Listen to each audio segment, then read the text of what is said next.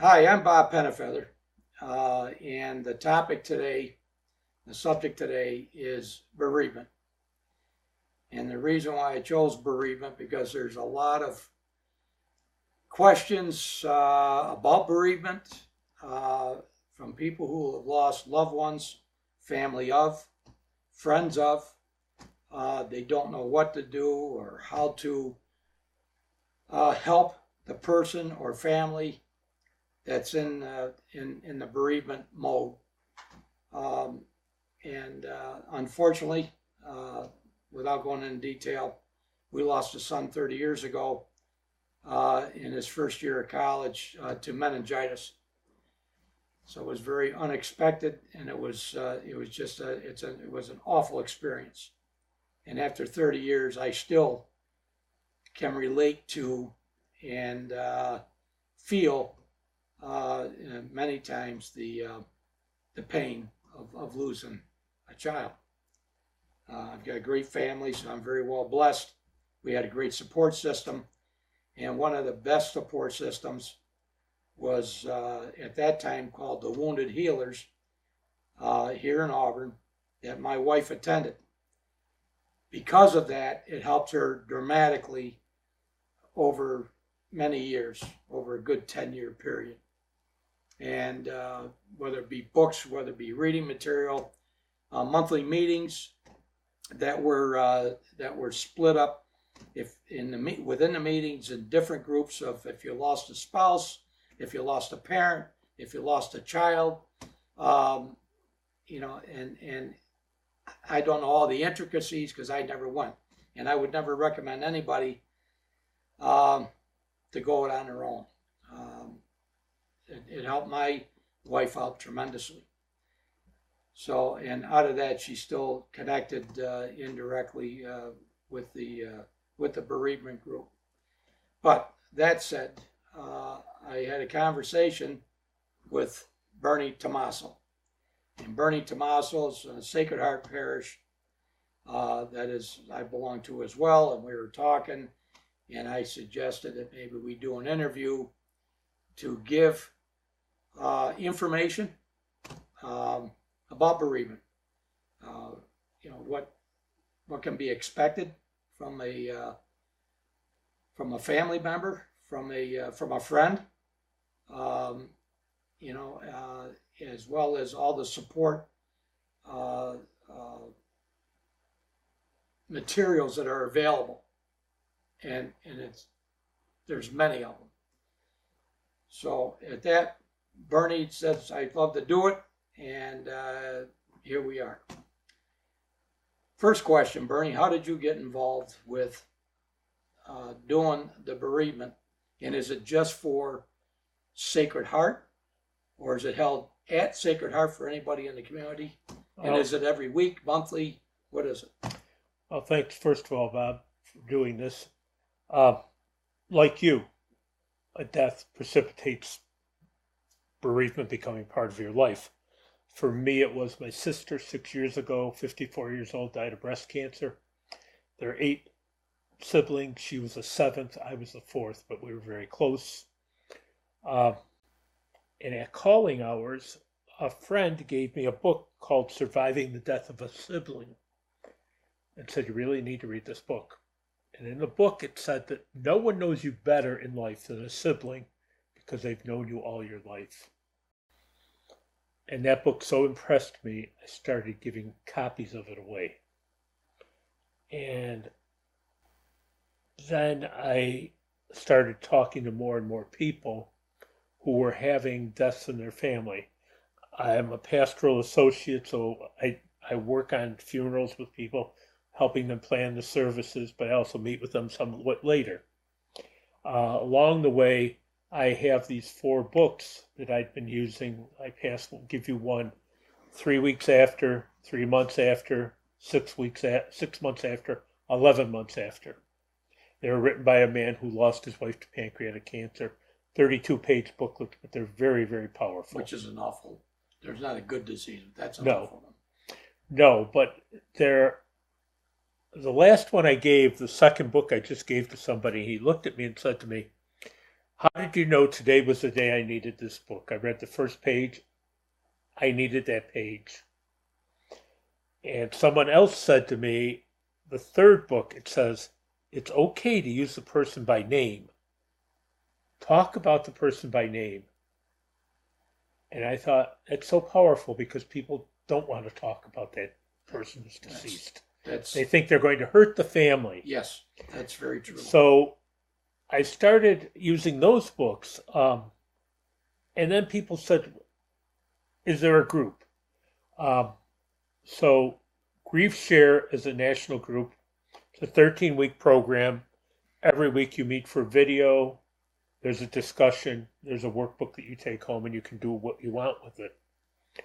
Some people do a lot with it. Some people don't do much with it. I'm done that. I'm finishing my 6th group now. I'll start another group the end of May. I've probably had over 50 people, and you can repeat it. I've had people now do it 3 times with me. Every time it's something different. But what you find is it's not about the death they came for. They may have come because they lost their spouse, and suddenly they're talking about their son-in-law who died 20 years ago. Because whatever we talk about, there's another death that comes up in your life that you didn't think about. Right.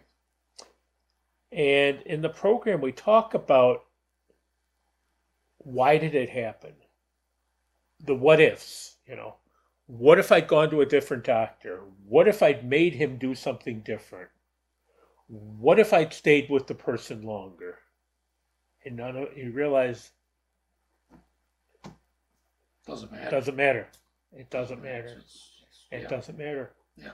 We talk about being stuck. Some people are stuck. They can't move on. How do you move on? I had a woman in one of the groups, and it took her until we got there. And the next week she came back and told us she and her husband were high school sweethearts. He'd written her letters in college. She went home and finally opened those letters, read them, and cried through it. She finally read those letters after his death because she knew she wanted to. Yeah. But you were stuck. It was somebody telling you it's okay to do it. Yeah. But the rest of the group helping you, because a group, you need people supporting you. And they don't all have the same kind of death. I've had people who lost brothers to heroin, car accidents. I have widows, widowers, people lost brothers. But they all have a commonality that they've lost someone. They lost a loved one. They lost a loved one. Yeah. I have books on cat heaven, on losing your dog, because animals are important to people's lives. And we don't think about how much an animal means until you've lost one that's been part of your life for 15 years. Wow. And we've talked about that. Yeah. Jerry Pettigrass Funeral Home is putting in a crematory for animals. It's already built. He's waiting for the final licenses. And of course, with my sense of humor, or ignorance, or whatever you want to label it, I sit there, I says, a crematory for animals is, you don't realize how close people are to their animal. Myself, we've had dogs all our life, so when I sit back far enough, I can realize, especially people that are by themselves. My mother-in-law, for an example, lost her husband, and the only thing she had with her all the time was a cat. I can't stand cats, but that's another time. But the cat to her was really a saving grace. And that cat was with her all the time. So in your bereavement group, it's all ages. All ages. Basically adults. The youngest I've had has been 26, but they go on up into their 70s. Yeah. The 26-year-old was with her father. One night he asked her to spend the night with him, and she said, no, I'll be back in the morning. At 6 o'clock the next morning, her mother woke her to tell her her father had died of a heart attack. Oh, boy. The stories are... The stories are just unbelievable. They're just and they don't end. They don't end. Yeah. And you sit there, but again, in a group, everyone understands the story Yeah, because they've all had a story. yeah, And it doesn't matter how the person passes away, how the person dies. right. The fact that they're no longer here with you is what matters. I always get a, again, I work with Pettigrews, the funeral home, when he needs me. I always get a kick out of the comments as well. Boy, she really looked good, but she was 93 years old and lived a good life.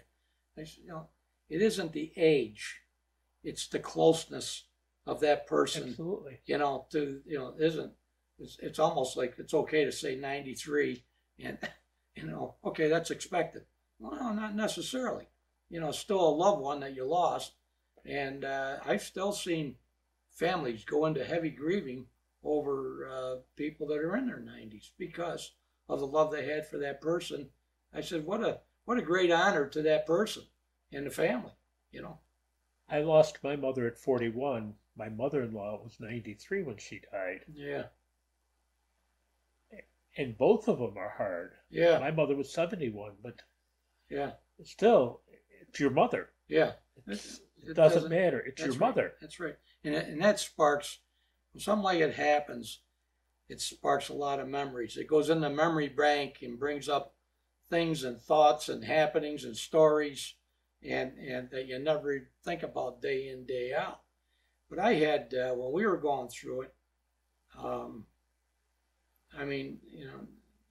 we're Catholic, and I'm certainly not a saint. And anybody watching this that knows me knows I'm not a saint. But then I'll need an asbestos suit and a fire extinguisher put in the casket when I go, because where I'm going is going to be hot.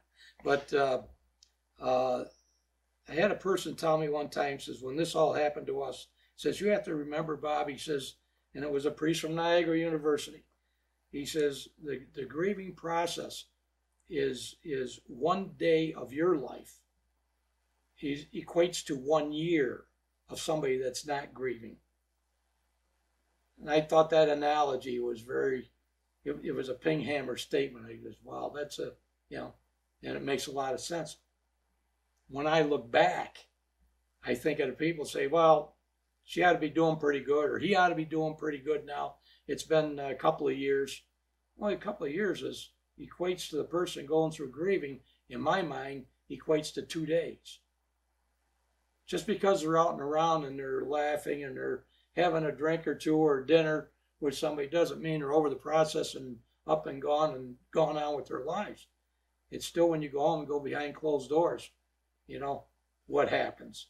And another thing that I don't know if you've come across this, is I found looking back that there's a lot of friends don't know what to do. They don't know how to support.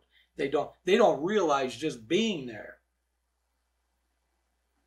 is support. Without saying anything, just being there is a support, a great support. Or just showing up for a surprise visit is a great support. But I've had people. My wife was at a store, grocery shopping. Shortly after this happened to us, we lost our son, and one person that she knew very well was walking down the aisle, looked at her, and turned and walked the other way. That was devastating to my wife. But that person, you look deep enough into it, probably didn't know what to say to my wife. And they're afraid of bringing you down. And I guess that's, it's everything I experienced was a learning curve, obviously. But in your group, do you address things like that? Do you? No, but they talk about it, in particular, a widow or a widower, the fifth wheel syndrome. One of them spoke that. I don't know what the fifth wheel. Well, says. that you lost your spouse. You always went out with couples. Yes. Now, yeah. Okay. I guess. Okay. Now yes. you're now there. What? Yes. But they're husband and wife. Yeah. And you're by yourself. the widower. The widower. That's right. Okay. I got you. And in one of the tapes they related that one couple in particular, the wife was very standoffish to her because the wife was afraid that the widow wanted her husband was going to, was so lonely that Yeah. she would make a play for the husband. And it wasn't Wow. at all her intent. Yeah. She just wanted to be with people. Yeah. But one of the other things that came up too was how important it is to keep busy. Yes. And not only keep busy, but how certain things trigger and certain things are important to you, like going to a certain restaurant can trigger. Oh yeah. Because you always went there. Yeah. Or a song or a picture. Song or a picture or sparks of memory. Still happens to me today, 30 years later. Absolutely. Something will hit, I'll be fine. And then I'll see something or I hear something and I go, oh brother, that's 30 years. So you never get away from it. No, you don't. You don't get away from it. No. Nor do you get away from people who were your friends, who don't know what to say, but sometimes you just have to call them and say, hey, I miss your company. Yeah. And a couple of people in my group have done that, say, I miss your company. And they've initiated it. And a person has said to them, I didn't know what to say. Yeah. It's okay. So you initiate the comfort zone by making that call. Yeah, it's okay. That's a good point. That's a good point. Yeah. I miss you. Yeah. Because they really don't know what to say. It's the same. Going through the funeral home, I tell everybody all the time, just tell them you're sorry. Because when, at the end of the calling hours, they won't even remember you were there. That's why you sign your name to the book, because 4 months later, they can go through the book and say, I don't remember that person, and I don't remember that person. Mourning, I tell them, mourning is going through the funeral planning, going through the funeral, going through all that stuff of writing the cards and all that. When everybody's left you alone is when bereavement and grief start. Boy, is that the truth. Because there's nobody there. The people stop coming to your house and you have to face it all. Yeah. And we talk a lot about people who can be well-meaning. If they come in your house and say, hey, isn't it time? Why are his tools still here? Why are his clothes? Yeah. Because I need them here. Yeah. Because I'm not ready. Yeah. Nobody can put a time limit on your grief, on when you're ready to do anything. Yeah. It's your choice, your house, your things. Yeah. But the worst thing people can do is make quick decisions. Now, I'm selling the house because I can't be here anymore, and realize a year later that was where all the memories are. And they don't have those memories because they sold that house within 2 months of the death. And now that person's in that house. And they got rid of everything belonging to that person. They brought very little. And now they regret it. Yeah. Because they didn't give themselves time to grieve, time in bereavement, time to think it through. Well, what we did is I had a very close friend, and my wife and I, and a very close friend of the family, and says, make no decisions. Let everybody else make the decision for you for the next year. Don't make any decisions. Let your close friends or your family, let them make it, because you're never thinking clear. And again, going through it, you're navigating. But when you look back and says, boy, that's a very good tip right there. Let somebody else make the decisions on the big things. Selling a house is one of them. And I've heard this more and more. Unfortunately, we've had quite a few families, had quite a few friends that have lost spouses and that. And of course, first thing, maybe they'll sell it and go down south and travel. Now, maybe they want to give it a little time. They'll start selling off everything right away. Memorabilias, there's things that we just won't get rid of. When they put me in the ground, well, they can do whatever you want. But while I'm here, let's keep these memorabilias. Exactly. And and that's another very good point. The biggest thing I like to have in this segment right here is, you're not alone. Number one, never. You're never alone. You always have friends. You have family, you just got to trust in that. I think the most important thing you just said is if you miss somebody's company, call them and tell them, and diffuse the the, the sadness of they feel coming over to your house or getting together with you someplace. You know, take that doubt out. And going back to my wife, when this person walking down the aisle walked the other way, it certainly wasn't they hated my wife. They just didn't know what to say. To this day, I'll get people that call me by our son's name, Pat, and they go, "Oh, geez, I'm sorry." I said, "No reason to be sorry. It's a compliment. It's a compliment." Hell, I call people by the wrong name all the time. I called you by your wrong name last week 3 times. So I attribute that to age, though. No, I'm one of 6 boys, and my father would used to look at us and go, "Which one are you anyway?" Yeah. But also, I do a session loss of a spouse, and I do it 3-4 times a year. It's a 2-hour session. And again, it's a tape, and people get a book about ideas of how do you deal with this. I do one surviving the holidays. I do it just before Thanksgiving. And the key there is you do the holidays what's best for you. Yeah. If you can only go to somebody's house for an hour, then just tell them I may not be able to stay. That's right. You know, somebody said to me, "I don't know if my kids are going to do anything for Easter, so my plan is that I'm going to go to the park and just walk around the park. But I'm going to have a plan. If they invite me, that's wonderful, but I've already made a plan." Yeah. She said the important part is to always have a plan and don't be disappointed because Easter was a holiday and you didn't have anything to do and stay at home. I tell people too, I said, listen, if you get invited someplace and you want to go, you go. Yeah. You get there and don't want to be there, you leave. Yeah. If at the last minute you're invited out to dinner and the last minute you don't want to go, you just call that person or your friends or whatever and say, "I decided not to go." Period. You don't have to give big explanations or whatever. No. Everybody knows what you're going through. Yep. And they're sensitive to it. So if you just back out the last minute, it isn't like you're sticking somebody up or trying to stick somebody with a bill or something like. You just don't go. Don't go. I've also found people therapeutic for some people who said to me, "I'm so angry that they died." I said to them, "Write them a letter. Write a grief letter." Yeah. "I'm angry at God." "Write God a letter. He already knows you're angry. Write him a letter." Yeah. And they've come back to me and they said, "I wrote that letter." One of them wrote, "I'm so angry with my brother because at the funeral, I didn't like what he did." "Write your brother a letter, but don't you dare mail it." Yeah. But they all come back to me and they all say, "I felt so much better after writing that letter." Yeah. Yeah.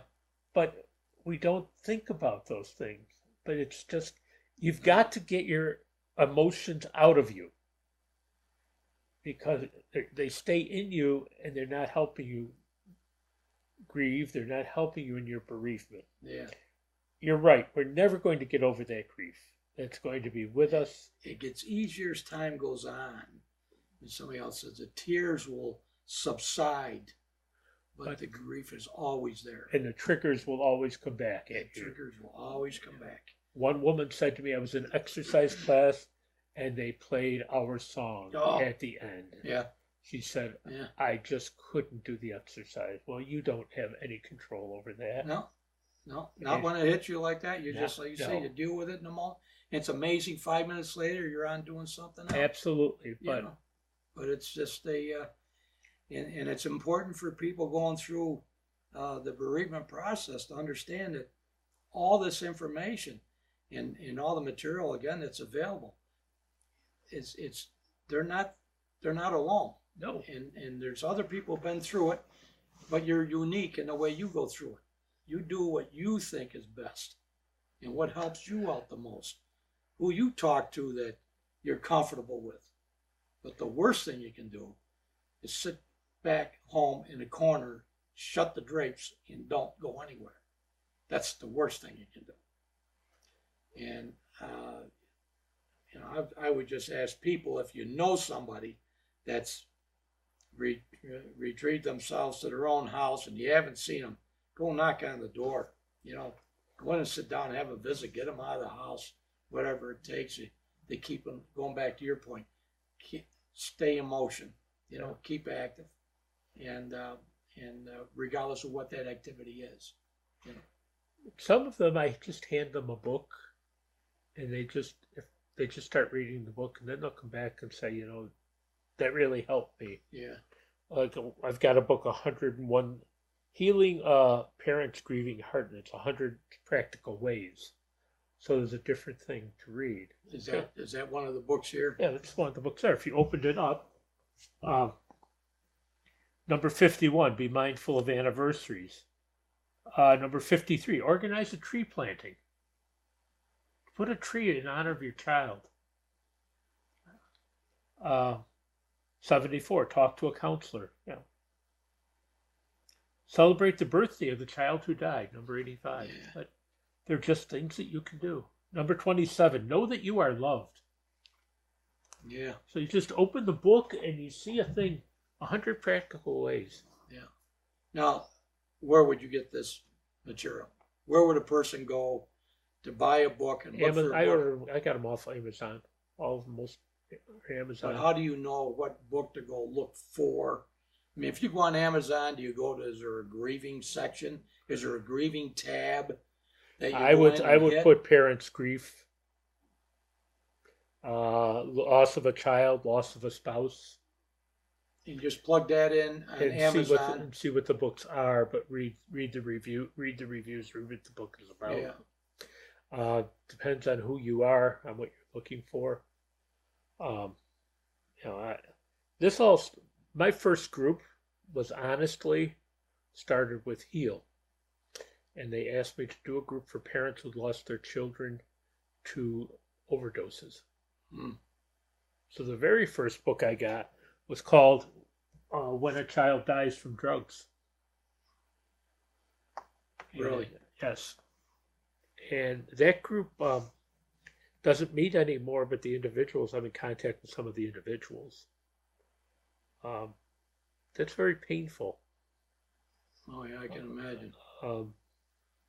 I can imagine. I mean, it's just unfortunately, we're hearing more and more about it. Well, in last year, the number of deaths in this county was less than the year before, but the overdoses are up. So we're not dying, we're just catching them earlier. Yeah, yeah. But still, the addiction is there. But there is books like this. Oh yeah, there are books on A Child Dies of Drugs, and it's by Patricia Whitberger. Yeah. Written by parents for parents. And I never give out a book that I haven't read. I've read every one of the books. You have read all these books. I would. If I didn't like the book, I would never tell somebody to read it. Yeah. Because if I didn't believe what was in the book, I couldn't say to somebody, this is a good thing for you to read. Yeah, you've got to be able to... I was a school librarian, so well, that helps a great deal too. It helps. See, I think there's a lot of people that don't know where to go to look for the material because they never probably had to do it before. I'm looking at this one here, practical help for parents in bereavement. I mean, that's just that's a powerful line. And the books aren't big. I mean, you can read them. Well, Bob, the other one I've got, this is called Living with Dying. It's a guy caring for loved ones at the end of life, which was written by a gentleman who taught at the college. Lee Abbott. Here, Lee Abbott wrote that book. No kidding. Yeah, it said Lee Abbott. And it's okay, how many people take care of elderly parents? And it talks a hand soup and nuts about it. It's living with dying. Living with Caring dying. for loved ones at the end of life by Lee Abbott. And everybody knows, boy, they know somebody that's going through this right now. But it's the paperwork you have to do, the talks you have to have, that you may be the one that's realistic and they may not be the one realistic, or the other way around. Right. And you both have to talk. Yeah. But that's leading up to it, and it helps your bereavement and your grief if you've had that conversation with that person and you're the caregiver of that person. Right.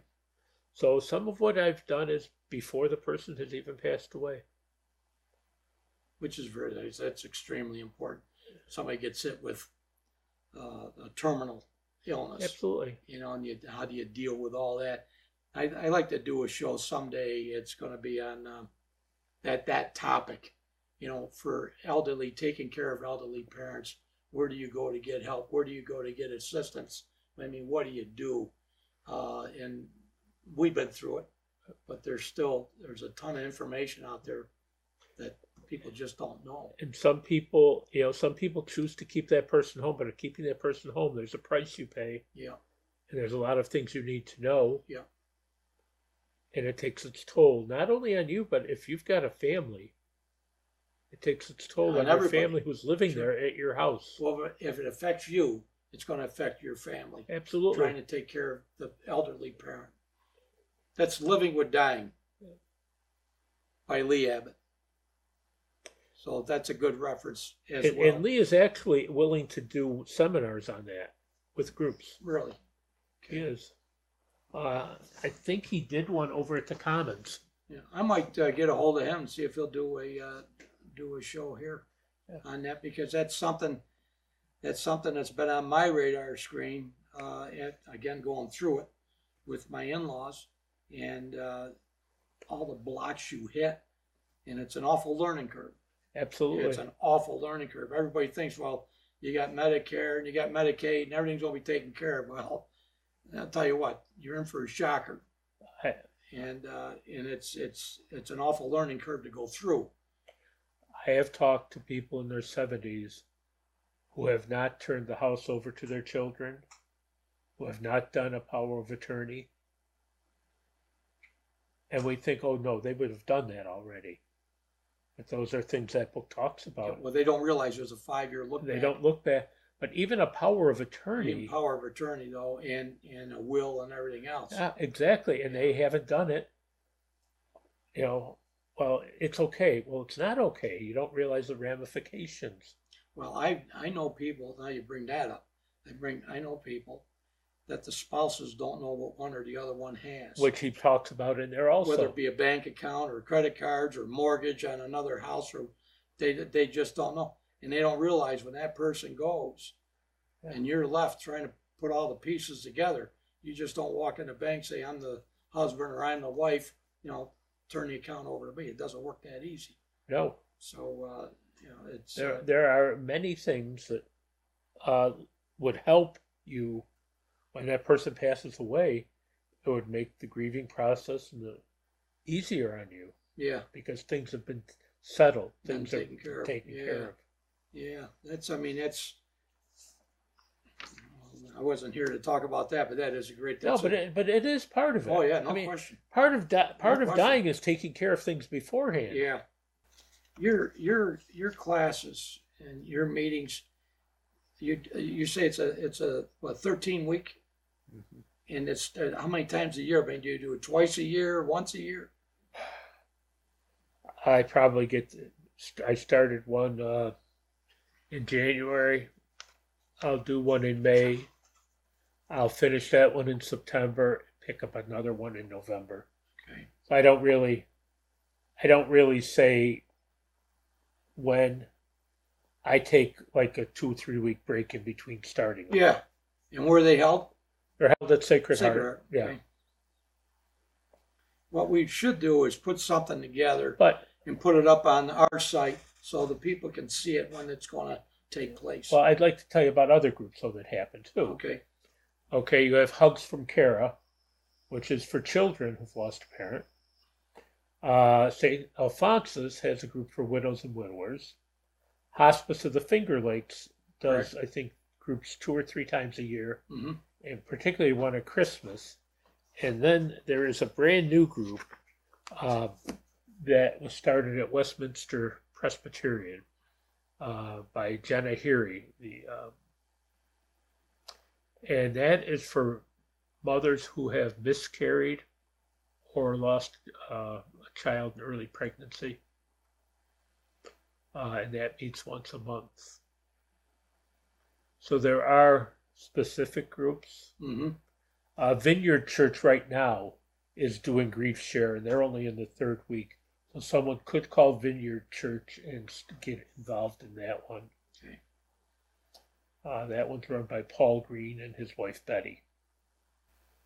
I can find out where the other ones are or when they are. Yeah. I can get it to you. At least there's a place to go Right. to get better direction. Right. Whether it be reading materials, whether it be other meetings to attend, bereavement meetings, and what have you. Exactly. And that's, that's important for me to get a list of and to use as a reference as I bump into people as well. Yeah, there are some people, some good clergy I know out there who do a lot of bereavement counseling. Yeah. But also, if you any funeral home in town, if you go to their website, they do have a part on grief. I've noticed that. There's also a website, grief.com, and there's one bereaved parents in the USA. Okay, grief.com is throughout the United States. Throughout the United States. And you would plug in, obviously, Auburn, New York, or whatever, and it would bring up. No, they have what newsletters. But okay. There's every like Pendergrass, Farrell's, Langhams, they all have a section on their website that says grief. Yeah. And they have information. Some of them take you to different sites. Now, would they have these others?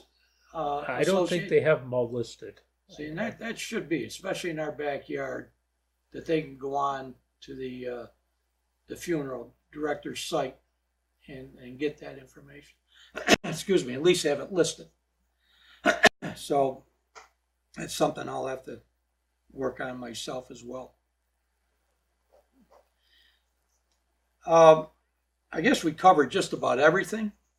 The reason for this interview was to give information and give direction that hopefully somebody will pick up and it'll help them out. And, Bernie, it will be available by phone and by email. We will have that up on the site. And, I appreciate your time. Well, one last thing. The last session I do with the group is not part of any of this. I do a session on forgiveness. It's a TED Talk on forgiveness, and every one of the groups has talked about it brings back a memory of the deceased, and it brings back things that they think about, that they're holding back anger about that person, something in their life, or somebody in their family, but the forgiveness part is really essential. Mm-hmm. Forgiveness helps you move on. Yeah. And you there are things you're not even aware. And the woman who does this lost 5 individuals in her life in 1 year. And that's how she begins. And she talks about how forgiveness is so essential. But I encourage everyone, you need to forgive. And you need to stay in touch with people. If you've got someone in your life that had a death and you think about them today, call them. Write them a letter, do something, but they need to know you care. They're alone if you don't contact them. Well, a lot of families have problems, with relatives and what have you. And I've seen that happen in my lifetime here and over the last 7 years. And they become estranged from that person, whether it be a parent, sibling, a relative. And then that person becomes, that sibling, that relative, that parent, comes down with a terminal illness. And you try to tell the people on the outside that got the issue, say, go make amends, because after it's all said and done, you're the one that's going to have to deal with it. Yeah. And that's not good. And thank God, the ones I know have gone and have jumped in, and myself included. And you're very thankful afterwards. you walk away and go, boy, am I glad I did what I did when I did it. And not continue down with the hard attitude like, hell, I don't give a damn about them.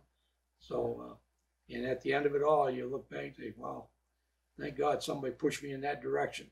Exactly. And no regrets. And I've seen positive results on every one of them that done it. You know, and so, I mean, not that I'm a preacher by any sense, not by far. No, I'll tell you, but I'll, you know, just you know, just try to give a little bit of tidbit information that, again, hopefully somebody will pick up and run with it. Is there anything else that I didn't ask you or didn't have a discussion on that you want to bring out while we're here? no. Just because a session is held in a church doesn't mean it's religious. Good point. It doesn't mean they push religion on you. Yeah. It means that it's about helping you through your grief, through your bereavement. So please don't feel that it's held in the church, so Yeah. I shouldn't be there because I'm not Catholic, or I don't go to church, or I don't go to that church. Right. The program's there to help you. So it's open to everyone.